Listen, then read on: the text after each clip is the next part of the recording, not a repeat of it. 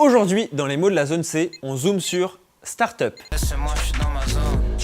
Laissez-moi, je suis dans ma zone.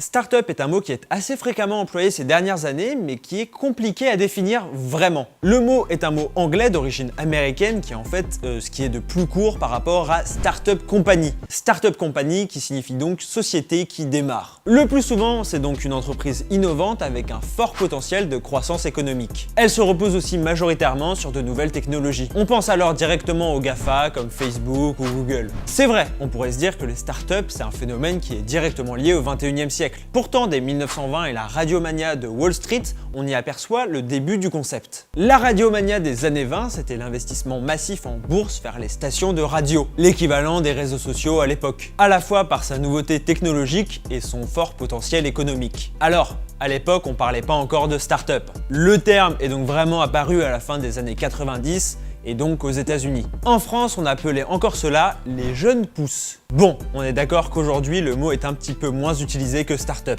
D'ailleurs, aujourd'hui, les startups sont remises en question. Le livre Startup, arrêtons cette mascarade, sorti le 7 février dernier, dénonce ce système. C'est notamment le système économique qui est décrié. En effet, il serait impossible aujourd'hui de créer le nouveau Facebook et il s'agirait surtout de gouffres financiers. Les auteurs du livre dénoncent surtout la communication envers les startups. Et toi, t'es une jeune pousse ?